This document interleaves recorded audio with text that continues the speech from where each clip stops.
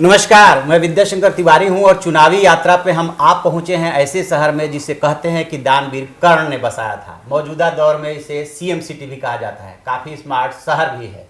लेकिन यहाँ पे चुनाव में जो माहौल है वो बना है स्थानीय बनाम बाहरी का। और इस वक्त हैं हमारे साथ यहाँ से कुलदीप शर्मा जी, जो कि गन्नौर से 2 बार से विधायक हैं, पहले स्पीकर रह चुके हैं और कांग्रेस के कैंडिडेट हैं, काफ़ी दमदारी से चुनाव लड़ रहे हैं। लेकिन सवाल ये उठ रहा है कि आखिरकार यहाँ की समस्याओं का समाधान कैसे होगा। और सबसे बड़ी समस्या है जो धरती पुत्र की मांग होती है इस शहर में, कि ज़्यादातर बार यहाँ से जो है बाहरी सांसद रहे हैं। तो सबसे पहले यही शर्मा जी से जानना चाहेंगे। देखिए, निश्चित रूप से जहाँ तक बाहरी और अंदरूनी का मुद्दा है, ये हमारे पर लागू नहीं होता, क्योंकि पिछले 40 साल से मैं करनाल में रहता हूँ। मेरा निवास स्थान यहाँ पर है जी। मेरे पिताजी यहाँ से 20 साल सांसद रहे हैं। मैं यहाँ का जिला कांग्रेस का अध्यक्ष रहा हूँ।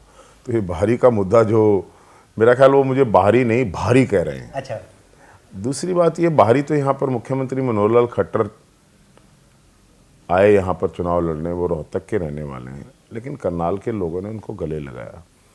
लेकिन आज चीफ मिनिस्टर सिटी इसको कोई बोले, किस आधार पर बोले? ना तो मुख्यमंत्री का यहाँ पर कोई निवास स्थान है, ना मुख्यमंत्री जी ने कोई विशेष कार्य ऐसा जिसकी चर्चा की जा सके इस क्षेत्र के लोगों के लिए किया। करनाल में अगर इसको मुख्यमंत्री सिटी कहा जाए तो इस जिले में, इस क्षेत्र में कोई नए प्रोजेक्ट्स नहीं आए, कोई इंस्टीट्यूशंस नहीं बनी, और जिस प्रकार से सड़कों का, सिविक एमेनिटीज़ का बुरा हाल करनाल में है, उससे तो ये लगता है कि सीएम सिटी नहीं बल्कि चीफ मिनिस्टर साहब ने इस सिटी को इग्नोर किया है, इसकी तरफ से आंखें मूंद ली हैं। और चीफ मिनिस्टर, मैं तो यहीं रहता हूँ, यहीं वकालत की सारी उम्र, लेकिन चीफ मिनिस्टर तो ना यहाँ रहते हैं और कभी कभी आते हैं। नगर निगम के चुनाव में उनको करनाल की जनता से इस बात के लिए माफ़ी मांगनी पड़ी थी कि वो इस क्षेत्र का विधायक होते हुए भी यहाँ पर नहीं आ पाया, और उन्होंने कस्में उठाई थी कि वो हर महीने में 4 बार आएंगे। अब चुनावी माहौल में तो सभी आएंगे। कहा जाता है कि कांग्रेस गढ़ रहा, ज़्यादातर बार कांग्रेस ही जीती है। यदि वैसे देखें, जनसंघ को जोड़ करके देखें, तब तो शायद 3 बार यहाँ से जीती है, 4 बार। और वैसे देखें तो कांग्रेस ज़्यादा जीती है। आखिर क्या वजह रही कि पिछला चुनाव जो हार जीत का अंतर रहा था वो काफ़ी था, 3,60,000 के आसपास था? देखिए, पिछली बार जो राष्ट्र के सामने जिस प्रकार से मोदी का प्रचार हुआ और देश के सामने वायदे किए गए जो झूठ निकले, और जिस देश के युवाओं को प्रेरित किया गया था कि आपके लिए कुछ होगा, उनको रोजगार की गारंटी और वायदे किए गए थे, किसानों को किए गए थे, तो जो बीजेपी के झूठे वायदों के झांसे में जनता जो फंस गई थी, उसकी वजह से, और आज जनता पछता रही है। अच्छा, ये भी बात आ रही है कि यहाँ से जो बीजेपी ने उतारा है, क्योंकि पहले तो अश्विनी चोपड़ा थे, वो इस बार नहीं है मैदान में, संजय भाटिया उतरे हैं। और बीजेपी के बारे में माना जाता है कि वो पैकेजिंग, चुनावी तैयारी बहुत अच्छा करती है। उनका कैंडिडेचर बहुत पहले ऐलान हो गया था और कांग्रेस ने कैंडिडेट देर से डिक्लेयर किया, तो थोड़ी सी तैयारी में दिक्कत। निश्चित रूप से 22 तारीख को हमको टिकट मिला है, लेकिन चुनाव लड़ने का इतना अनुभव हमें है। हमने अपने पिताजी के 6 चुनाव यहाँ से लड़े, और मैं यहाँ का क्योंकि जिला अध्यक्ष भी रहा हूँ, तो हमें इनिशियली, देखिए, ये देर से आने का वो है, लेकिन कांग्रेस संगठित होकर इस चुनाव को लड़ रही है। और हमने जिस प्रकार से चुनाव प्रचार अभियान चालू किया है, अब पूरी गति आज हमारे चुनाव प्रचार। ये लोकसभा सीट जो करनाल है, ये 2 जिलों को मिला के बनी है, पानीपत और करनाल। उधर एक शायद 192 विलेज हैं और इधर जो है 442 के आसपास हैं। तो कैसे इतने कम समय में कवर करेंगे? देखिए, ये तो पॉसिबल नहीं रहता है किसी भी पार्लियामेंट्री कैंडिडेट किसी भी पार्टी का हो कि वो हर गांव तक पहुंच सके। लेकिन इस चुनाव प्रचार में मैं, मेरा बेटा, मेरी पत्नी और मेरे भाई, हम सारे मिलकर हर वोटर तक, हर गांव तक पहुंचने का उसमें प्रयास करेंगे। वैसे यहाँ पे बहुत सारे कैंडिडेट खड़े हैं जिसमें कि इनेलो ने धर्मवीर पाढ़ा को उतारा है, 2 गठबंधन भी काम कर रहा है, पंकज चौधरी हैं, कृष्ण अग्रवाल हैं, जजपा से आपने समझौता किया है। आप मुकाबला किससे मानते हैं, किससे सीधा? देखिए, ये तो ये जो मुकाबला है इसमें इंडियन नेशनल लोकदल मुकाबले से बाहर है, यहाँ नहीं सारे हरियाणा में ही। जी। INLD बिखर चुकी है, टूट चुकी है।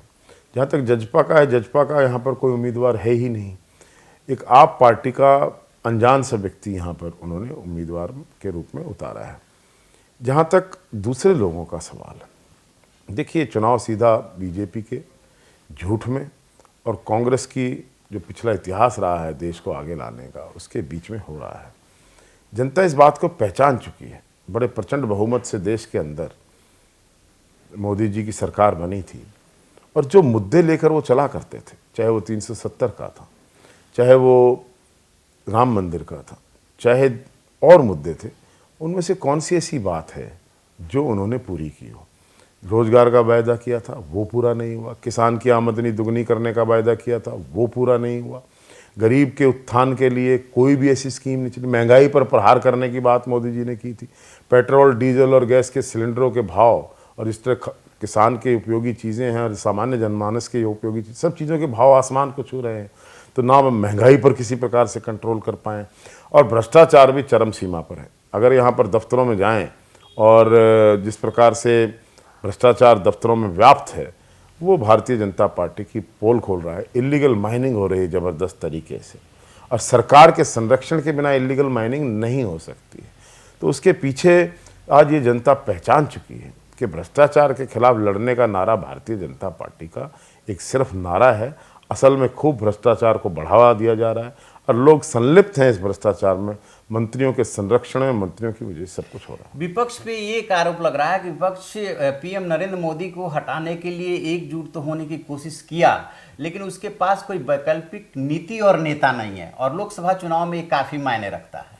देखिए, जहाँ तक नरेंद्र मोदी जी के हटाने का सवाल है, हम भारतीय जनता पार्टी की जो सांप्रदायिक नीतियाँ हैं, देश को बांटने की नीतियाँ हैं और विकास का सिर्फ ढोंग रचने की नीतियां हैं, उस विकास नाम की कोई चीज़ कहीं दिखाई नहीं देती है।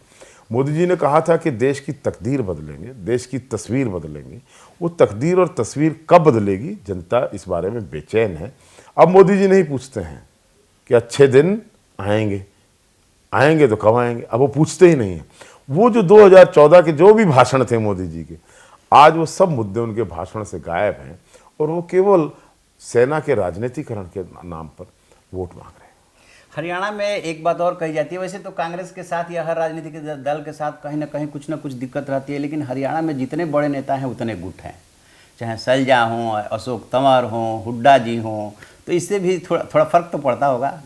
देखिए, सभी नेता कांग्रेस के एकजुट हैं और सभी बड़े नेता चुनाव लड़ रहे हैं और सभी नेता एक दूसरे की मदद कर रहे हैं। ये विपक्ष का भारतीय जनता पार्टी का प्रचार है कि कांग्रेस विभाजित है या कांग्रेस में कोई गुटबाजी है।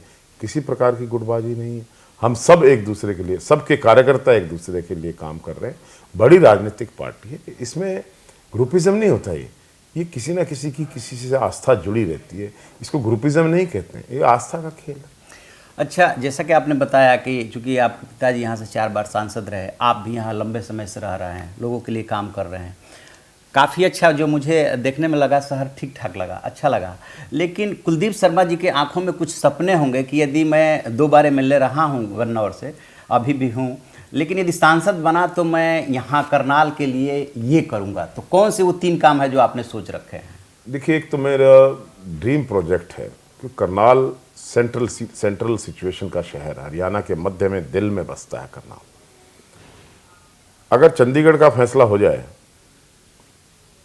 हमारे पानी का टेरिटरी का फैसला हो जाए और हरियाणा की नई कैपिटल बनानी पड़े, तो मैं चाहूँगा और प्रयास भी करूँगा वो कैपिटल करनाल में बने, करनाल के आसपास कहीं बने। ये सबसे सूटेबल जगह है हरियाणा की कैपिटल बनाने के लिए। दूसरी बात यह है कि यहाँ पर कोई, मेरे पिताजी ने इंडियन ऑयल कॉरपोरेशन की रिफाइनरी लगाई थी, 1 लाख करोड़ रुपए की इन्वेस्टमेंट है। NFL लगा उनके टाइम में, इलेक्ट्रिफिकेशन हुई, NDRI यूनिवर्सिटी बनी। मैं समझता हूँ कि बहुत बढ़िया यहाँ पर केंद्रीय स्तर के इंस्टीट्यूशन आए, जैसे सेंट्रल इंस्टीट्यूशंस जिनको कहते हैं, ताकि जैसे रोहतक में, पंचकुला में, यमुनानगर में, हरियाणा के और हिस्सों में बड़ी बड़ी यूनिवर्सिटीज़ आई, स्कूल्स आए, सेंट्रल यूनिवर्सिटीज़ आई, डिफेंस यूनिवर्सिटीज़ आई, कैंसर इंस्टीट्यूट्स बने। इसी प्रकार से यहाँ पर करनाल के अंदर मैं समझता हूँ कि एक एम्स लेवल का इंस्टीट्यूट यहाँ पर बनना चाहिए, ताकि ये जो क्षेत्र है इसमें, अब मेडिकल कॉलेज तो करनाल में कांग्रेस ने बनाया है, लेकिन एम्स लेवल का एक रिसर्च इंस्टीट्यूट बन के ये, ताकि लोगों को इसकी सुविधाएं मिलें। दूसरा चरण, तीसरा यहाँ ये बेसिकली पानीपत इंडस्ट्रियल एरिया है, टेक्सटाइल हब बनना चाहिए, टेक्सटाइल इंजीनियरिंग के इंस्टीट्यूट बनने चाहिए। दूसरा ये करनाल है एग्रीकल्चर बेस्ड एरिया है, जहाँ एग्रीकल्चर इम्प्लीमेंट इंडस्ट्री को बढ़ावा देने के लिए टूल रूम की सुविधाएं होनी चाहिए। तो इस प्रकार से जो राइस है, राइस एक्सपोर्ट की को और बेटर बनाने के लिए, राइस की, क्योंकि राइस बाउल है करनाल, इसको आगे ले जाने के लिए राइस की रिसर्च इंस्टीट्यूट यहाँ पर होना चाहिए, ऐसा हमारा प्रयास रहेगा। कुलदीप शर्मा जी के बारे में कहा जाता है कि बहुत साफगोई पसंद है, साफ साफ बोल देते हैं और जुझारू व्यक्तित्व है। लेकिन आज का जो दौर है उसमें ये जुझारूपन और साफगोई दोस्त कम दुश्मन ज़्यादा बनाती है।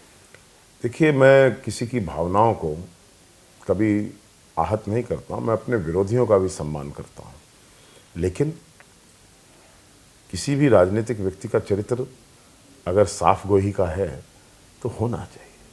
जो बात कहनी है, जो ठीक बात हो, उसको कह देना ही मैं समझता हूँ एक व्यक्ति के व्यक्तित्व की सही पहचान हुआ करती है।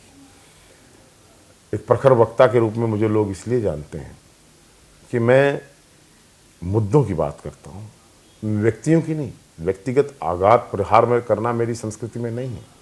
मैं मुद्दों की बात करके राजनीति में आगे बढ़ता हूँ, ये मेरे में।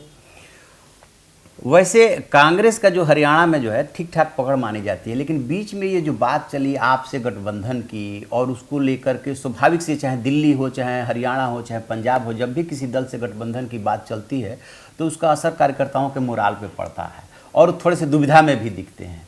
तो क्या लग रहा है आपको कि इस चुनाव में कांग्रेस जो है, पूरे हरियाणा से रिलेटेड सवाल पूछ रहा हूँ चूँकि आप स्पीकर रहे हैं और पूरे हरियाणा में लोग आपको जानते हैं, क्या लग रहा है कि इस चुनाव में कांग्रेस कहाँ खड़ी है?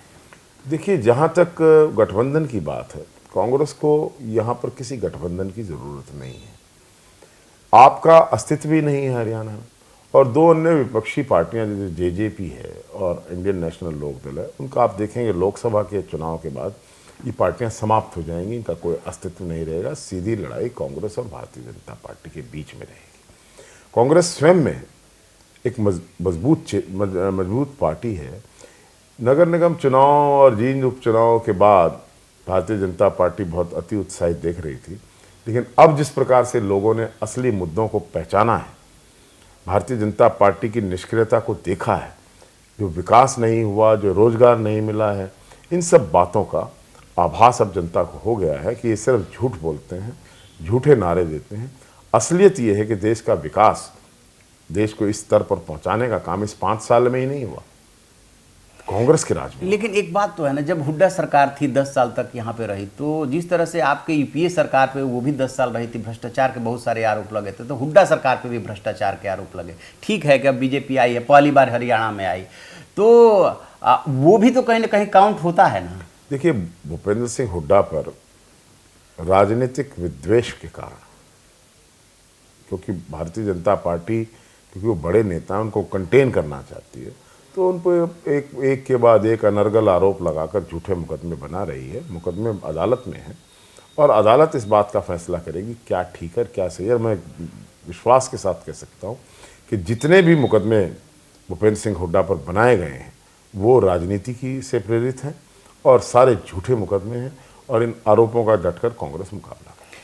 अच्छा, यदि मैं लास्ट सवाल आपसे पूछूं कि नट एंड सेल में ये बताइए कि करनाल की जनता आपको वोट क्यों दे, क्योंकि है तो आप कांग्रेस से और कांग्रेस के ऊपर आरोप है, बेशक आप कुछ भी सफाई दें।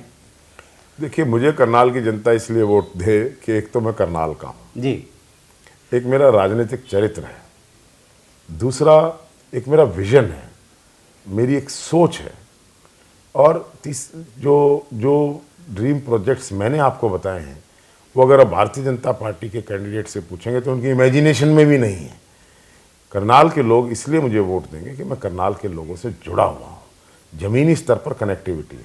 बीजेपी के जो कैंडिडेट हैं उनको ना तो कोई जानता है, ना उनको उन गाँव का पता है, और उनके बारे में मशहूर है वो किसी का फ़ोन भी नहीं उठाते हैं, और उनके घर के दरवाजे बंद रहते हैं। इस प्रकार की परिस्थितियों में लोग ये देख सकते हैं कि कौन किस नेता से कनेक्ट होना है, किसकी एक्सेसिबिलिटी है, किसके पास पहुंच सकते हैं। तो एक साधारण व्यक्ति के रूप में लोग मुझे जानते हैं। मैं भले ही वकील रहा हूं, भले ही कांग्रेस के पदों पर रहा हूं, लेकिन वो जानते हैं कि ज़मीनी स्तर का नेता, इसलिए मुझे वोट दें। चलिए, तो ये है कुलदीप शर्मा जी, जिनका कहना है कि मैं चाहता हूं कि करनाल यदि अलग राजधानी बने हरियाणा की, तो करनाल राजधानी बने, एम्स जैसा यहाँ पे इंस्टीट्यूट हो, राइस रिसर्च इंस्टीट्यूट हो, चूँकि यहाँ पे राइस का बाउल बोला जाता है इसका। और इसके अलावा सबसे बड़ी बात जो नेताओं के लिए होती है कि इनके दरवाजे हर समय खुले हैं, कार्यकर्ताओं के लिए, लोगों के लिए अवेलेबल है।